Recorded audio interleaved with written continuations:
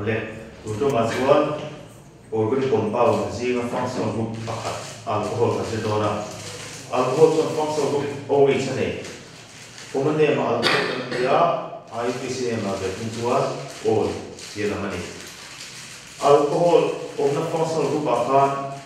functional group dang lo umta alcohol aya koi mo zawani chuan alcohol functional group ani te tolwa side chain ani ngai side chain ani chuan hydroxy ingana le classification and nomenclature kan bul kan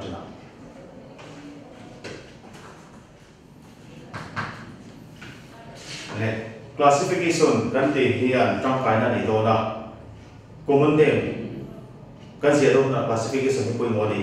classify dan chu kan thiam turangai la functional group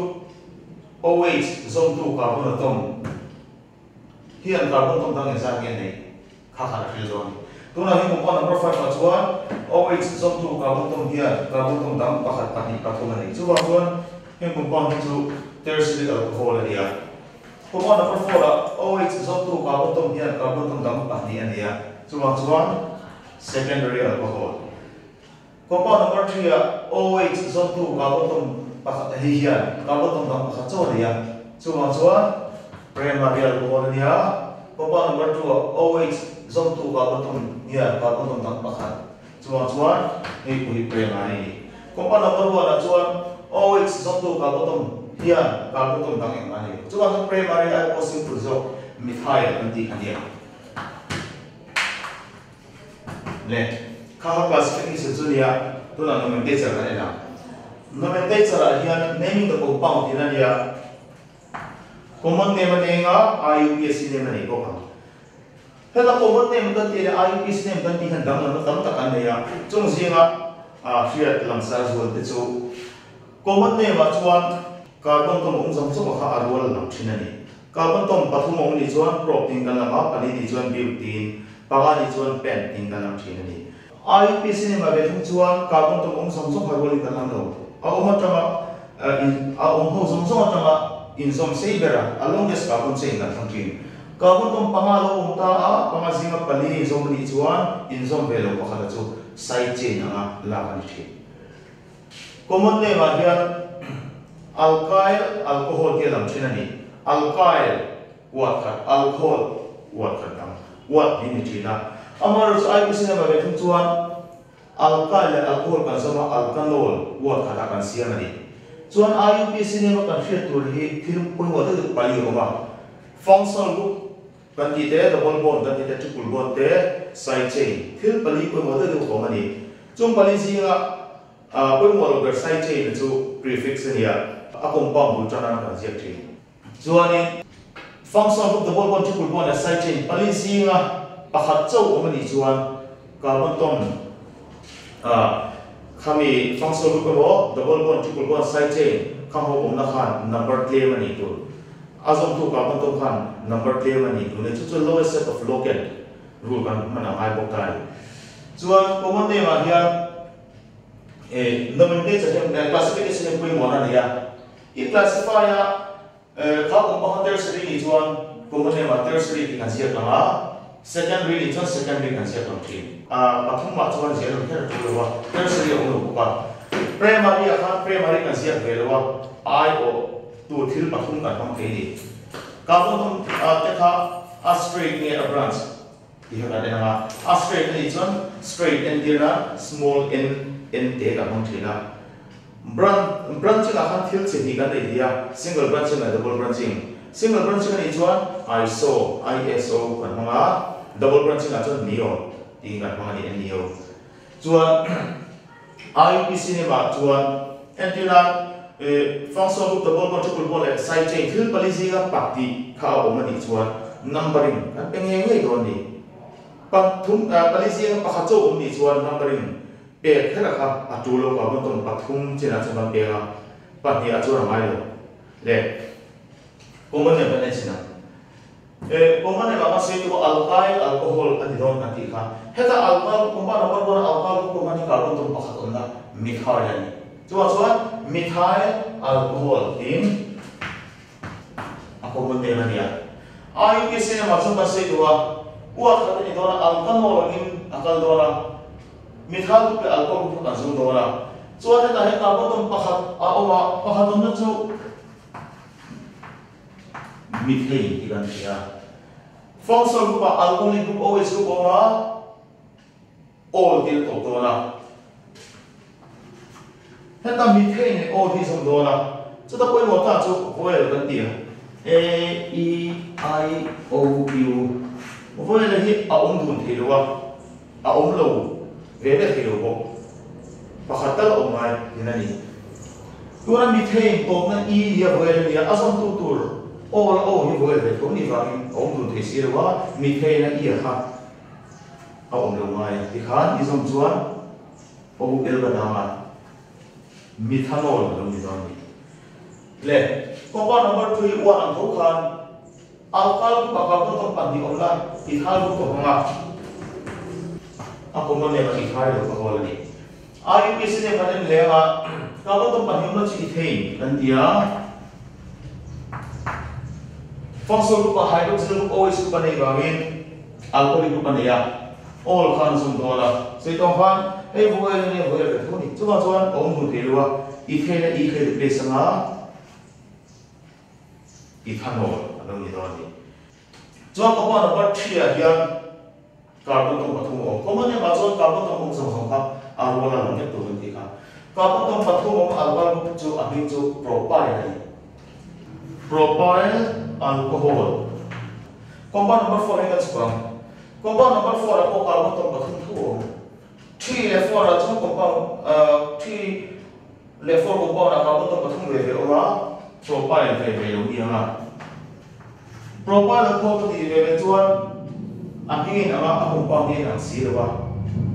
chu da chu classification khan trong kan na ni lo ni compound number 3 classified khan primary ni kan ne thia OH zong tu carbon atom khan carbon atom bang kha chu ni primary a primary kan se phelo kan ti thil pathum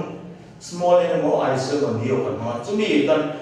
man thi chin da chu carbon atom pathum ta hi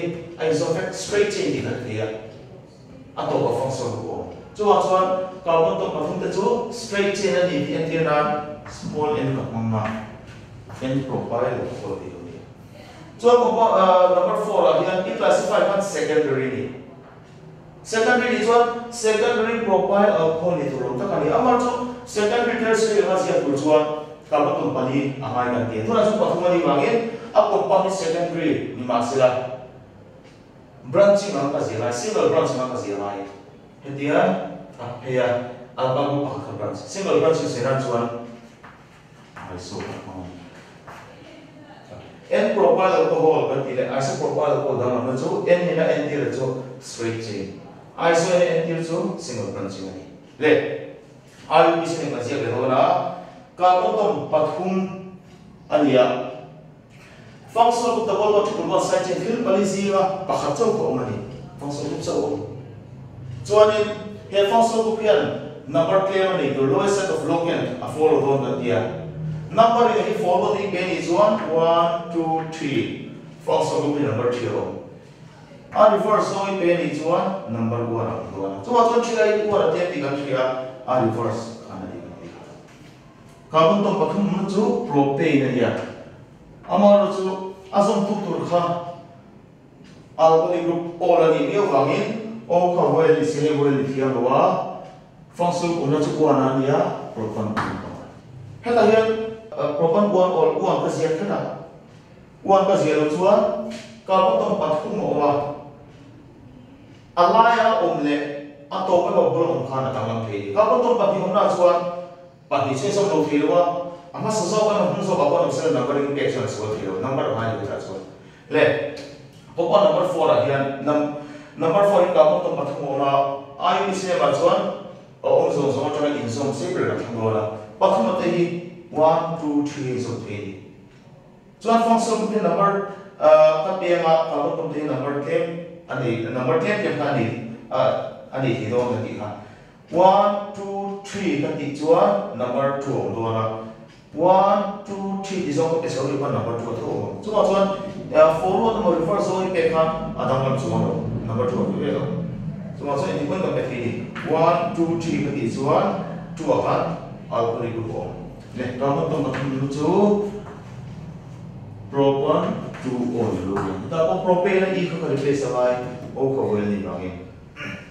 le compound number 5 ka den ta e classify ka tertiary awan carbon tom pali oma common ne so carbon tom so so ro lam to ka dia pali chu butane so asa ni a chuan butyl alcohol kanoni ha butyl alcohol ne hem carbon tom pali te hi straight chain in some cases set up n butyl alcohol tuna chuan classify ya tertiary ni ti hia chuan chuan tertiary ni kha is the nine ka classification ko mo na ni common ne ba hian tongkai na nia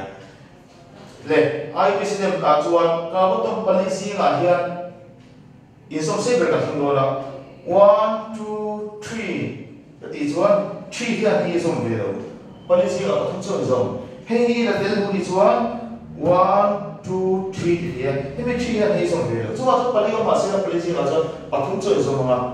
in some ve lo chu sai che na ni na do ni le in some ta ka 1 2 3 ka ti chuan som ve lo chu sai che na ma siam chok to ra ni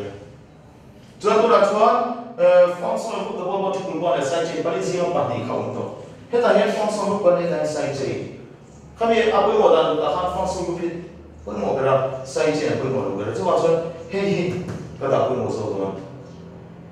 hei ya number clear ni tu kan dia ei text ta ka to dia a chuan tang pe tha ni chuan 1 2 3 number 2 do na I pe so ni ko ni 1 2 3 2 to do chuan chuan function group na chu da ma phelo chu zo ni pe mo so zo ni pe ni ko ni function group da ma to lo chuan sai che da khani ka le ngai I pe tha ni chuan sai che number 2 o ma I pe so ni ko number 2 to chuan chuan hemi he compound ni na chuan number ni na kha download and upload kan pe la so phelo ni le function sai che ni prefix dan dia a compound ko jana ka kon thi methyl ni carbon tom khatom na methyl ni text carbon tom su carbon tom number 2 ni wangin IUPAC na chuan 2 methyl chuan ni carbon tom pali si ha pathum le zong ka ti ha number ni ka pe ti chu 1 2 3 thena ni propan 2 or functional alcohol group na number 2 le ka classification le nomenclature alo ni ta le to na chuan a reverse on consider do na consider ha compound sa ta khan a hing kan sia ka to na chuan a hing kan sia ka hing ta khan compound sia le consider le butan 2 te 2 methyl propan 1 or 2 methyl propan 1 or le 2 methyl butan 2 hei what happen ya mi nga te hi IUPAC name ti kan thei din number kan mo 2 te 1 te IUPAC name ti kan thei ni he IUPAC name te common name sia ko ti ro ni la common name ka sia thei thesa ni chuan common name sia tu chuan IUPAC name atangin a compound kan sia photama a compound chu kan classify wa common name kan sia thei ro ni classification chu common name ko mo ni kan ti to ha le a compound sia ko na butan 2 all ti ya heta butan ti ta information ka le chu carbon tom pali on do na carbon tom pali te ka ra chuan single bond on do butan butin ni sila ti e ni sila double bond on do ti on te do ti na nia butyl ty ni chan triple bond on do ma se tu na chan ta ti wangin carbon tom pali on ma carbon tom pali te ka ra chuan single bond te ko le carbon tom pali kan sia kanga akara single bond chuanin number ka chu e du da hani te thia for the pen is 1 2 3 4 ite ko ta ni point 1 2 3 4 drill ring kan piang le tu na chon drill ring 1 2 3 4 be ko tin ka piang chuanin butan 2 or ni wangin number 2 a hian function group on dona a function group chu alcohol group OH group ani 1 2 heta hian on dona sai chain na ni tikha butan 2 or chuan ti hian after formation ka ni chin chuanin carbon valency to 4 carbon to bond pali nei turia bond pali nei tidan har san khate jas me kan heta chuan asan chu organic compound mà cho carbon này hydrogen tôm cũng nhỉ đó carbon này hydrogen tôm ta thiên đóng atom cũng nhỉ chuan carbon với compound thôi nhỉ carbon này hydrogen cũng đúng là compound cho với compound đó carbon này hydrogen cũng nhỉ đó là gì cả lệ carbon bond pali thì nó hydrogen chủ đề sao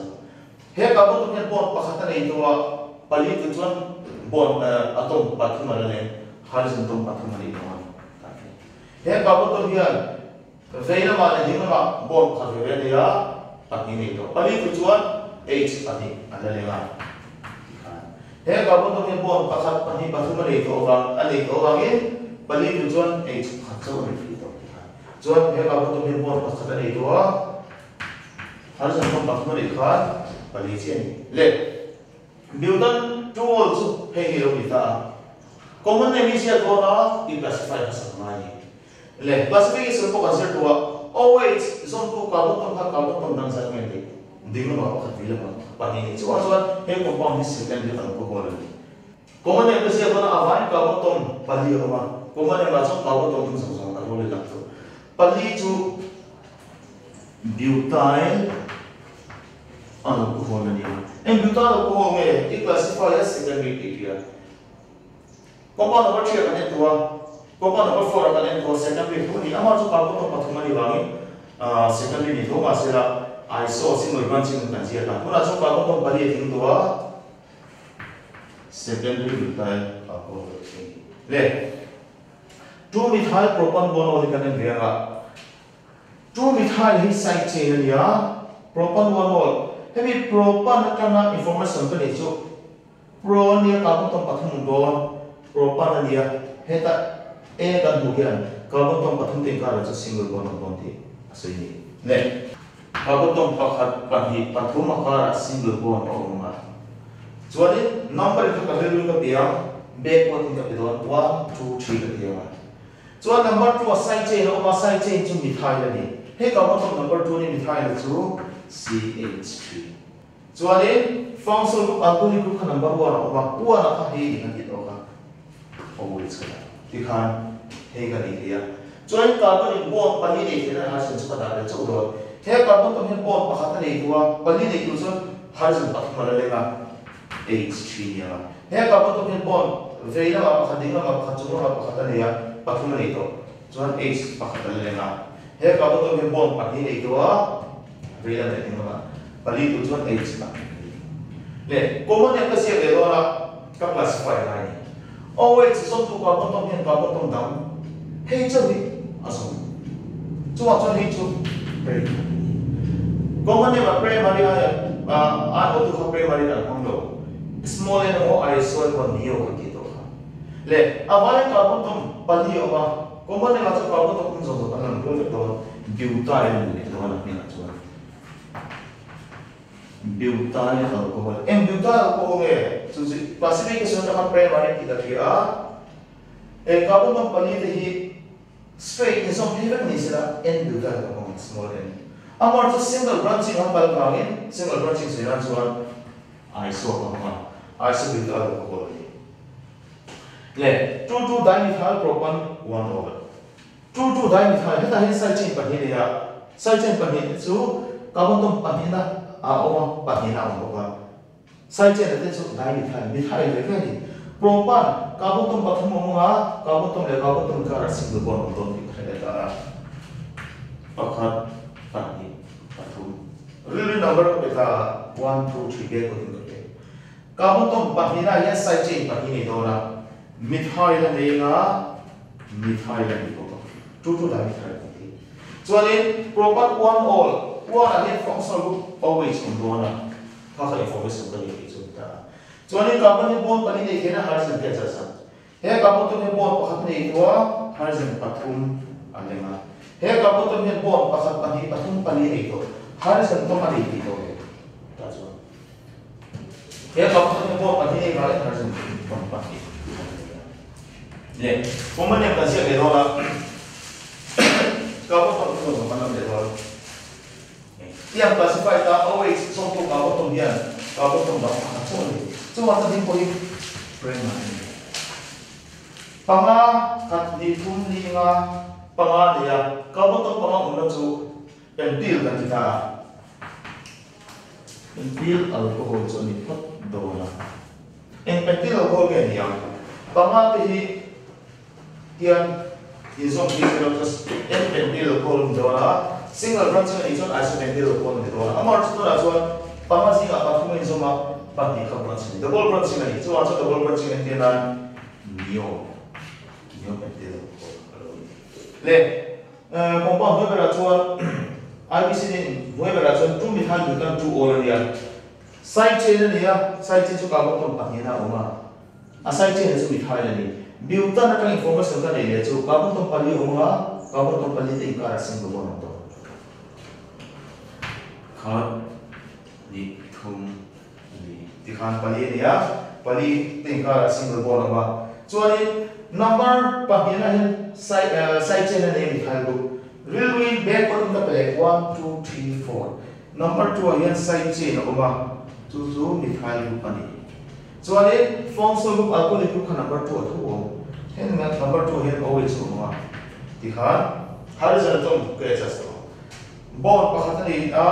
pathum manalenga bond heyan ati nei to horizontal pahilenga heyan bond pali to horizontal munti to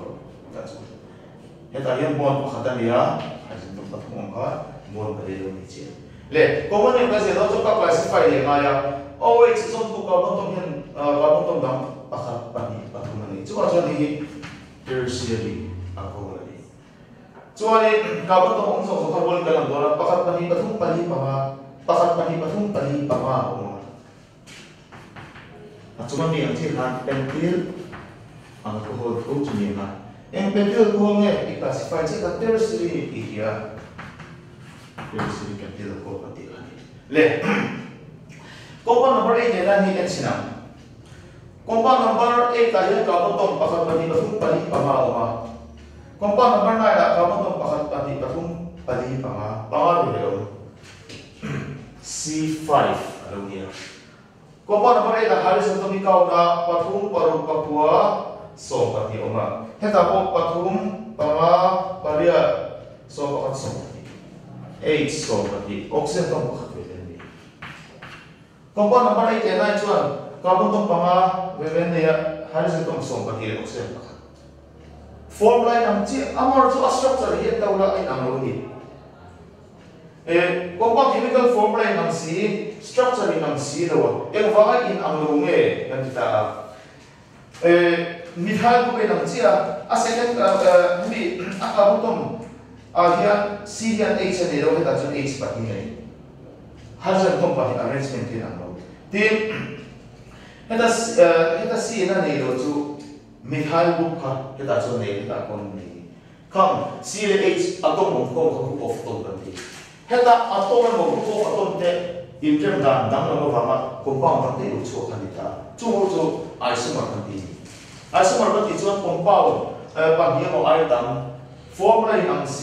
amar chu atom te emo a group of atom te rem dan dang lo atom configuration dang lo wa compound dang lo lan khan chu isomer pati tin compound number 6 compound number 7 ti entaila carbon atom pali oma heta ko pali o ena che horizontal ni so ma oxygen compound number 6 se seven chuan C pali ve ne H so pali oxygen to ka ve amar chu atom te group of atom te arrangement da ma ba ma compound dam te lo bi khan isomer pati chu ne compound number 6 se seven chu isomer compound chu de che chuan number 8 le ta ni isomer compound ani chu compound na ne china compound number 10 la hetia ka hi vinyl group ania heta double bond to carbon atom hi vinyl carbon atom ania horizontal ane hi vinyl hydrogen ani vinyl group de hi ka chi chha tin number 11 me hi allyl group ani heta allyl group pa jira ka se che ka double bond to carbon atom ha vinyl ani kan dia kami adjacent ato che carbon atom sp3 carbon atom ka allyl carbon atom ania horizontal ane ka allyl hydrogen chu chuan heta ya tura ya vinyl group ania heta ka bracket mo ka dei vinyl ania heta ya bromine o mani chuan vinyl bromide ani chlorine o mani chu vinyl chloride ani ha amar chu functional group alcoholic group om wangin hei chu common name vinyl chuan IPC ne ma chu chira ka sei tua functional group double bond triple bond side chain thil pani zinga han pati functional group oma double bond functional group point mo so wangi ka bo tong pani zinga pani te number te dona he functional group hian number claim so kan ya if forward chuan 1 2 point mo so functional group number 1 number 2 dona I reverse one dona one khat tu ana claim so kan te to hini le carbon company owner chu ethane ka tiang ase to hian double bond ong thangin ethene ka ti ngai ta se to han functional alcoholic group zone tu kha all dona voila nia voila ni wangin omun thilwa I kha all ni replace na ethene inol kan ti thi inol kan ti chuan carbon double bond ong ha double bond itu carbon kan alcoholic group always ko kan ito ang dikreto le ko pa number som kata hian ene ka thai bracket simo kada hi allyl group ani kan dikha allyl mo allyl alcohol alam niya nga IUPAC ne ma chuan functional group ani ya double bond kan ito ka poi mo so functional group ani chuan chan hi onna carbon to kan number 3 ani ito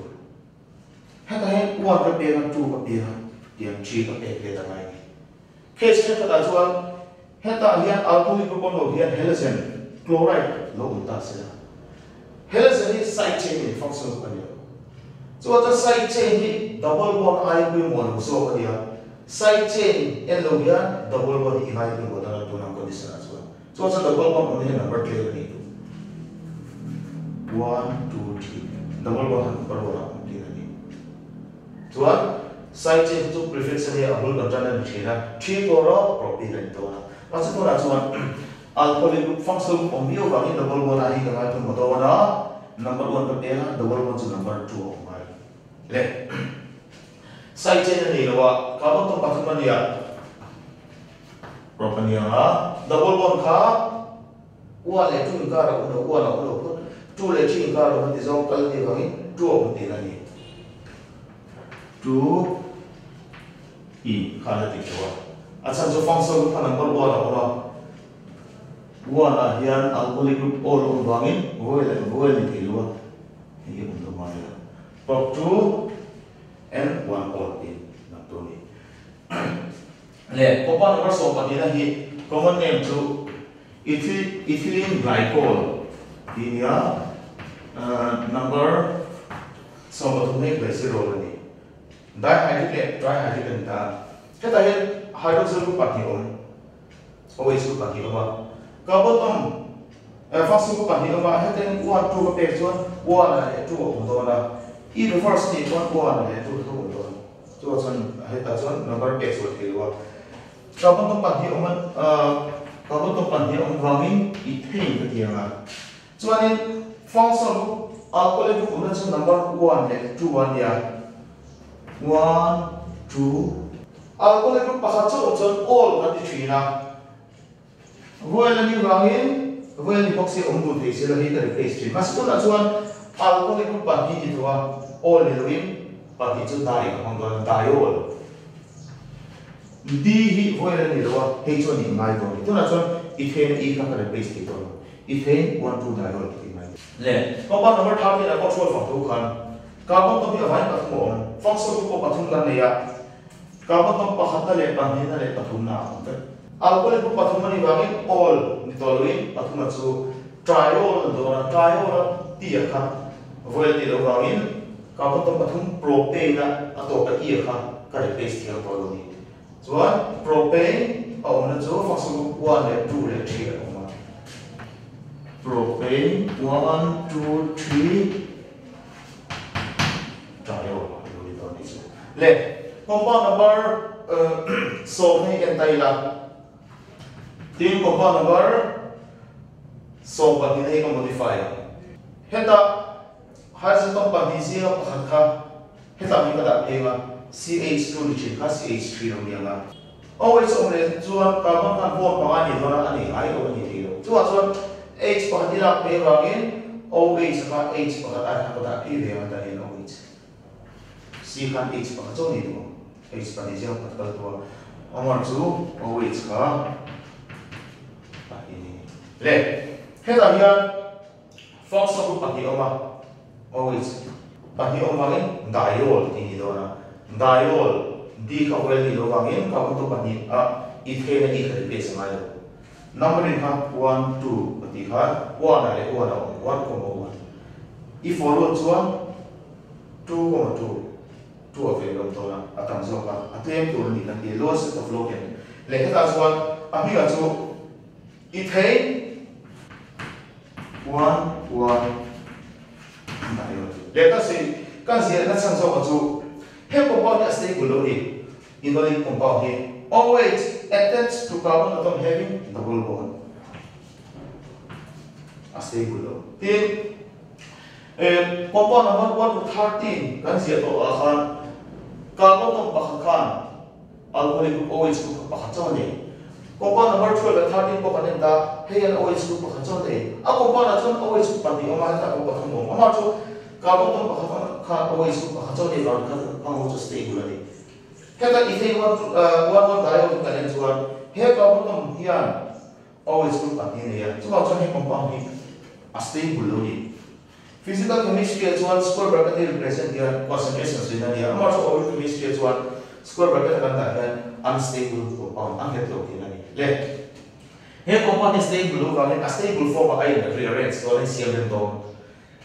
Hetilaya he strong sigma bond he strong sigma bond at we pi bond lo dita. Double bond as one strong sigma bond we pi bond. We pi bond break one. Kaya may ka carbon tom vela maalu ni tangne ding na maku dia ka pengolahan kita. Cuman he sp2 carbon tom le he sp2 carbon tom hi electron mo dia. He mi nei lo he carbon tom ina nei chu hydroxyl group OH group ani. He OH group hi positive inductive effect electron release group electron donating group kan ki khania. He electron lo release nga towards in carbon tom dia. Electron mo ve kan dia.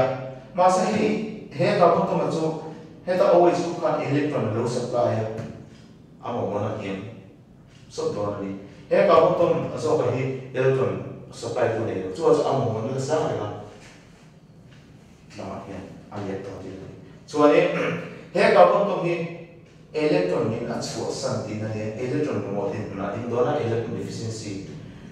OH ten kara bond sil electron pani ka tan double bond lo kalama H ka plus ang na choka H plus ka so che kan Cl minus electron root khan etek mewa CH3 lo mewa single bond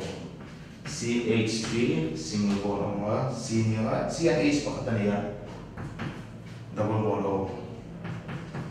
acetaldehyde ethanol kan ke kalu Cl ni le compound ko so ka hian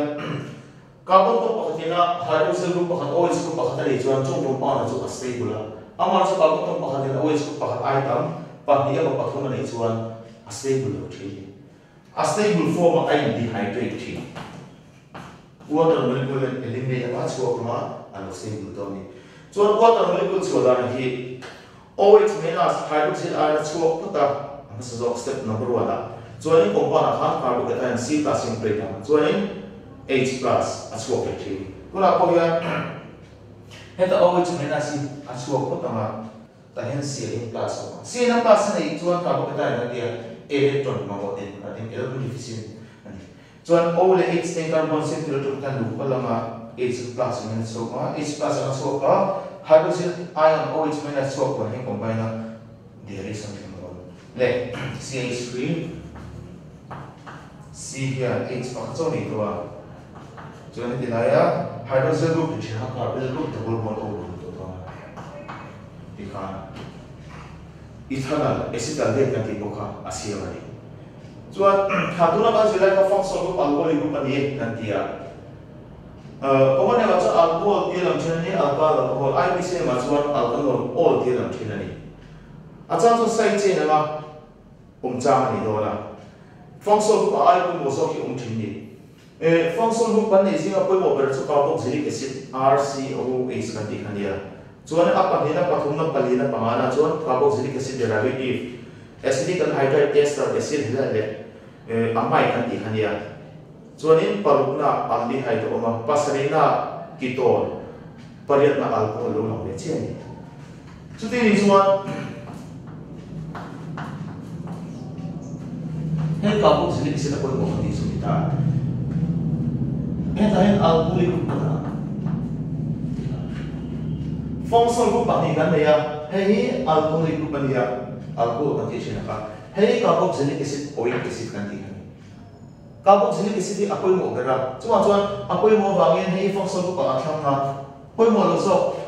tuna alcohol all ka ifo ka side chain lo ni mai ko side chain ni chuan hydroxy dia tur ni apoi mo so functional group ka number 1 de ga number 2 ni de ga 2 hydroxy ethanoic acid emo alpha hydroxy acetic acid na ti kha ani le ti kha nomenclature le classification le nomenclature so kan kita tum tum da so kan to ha ke to so so pen ai do pinge ate se pro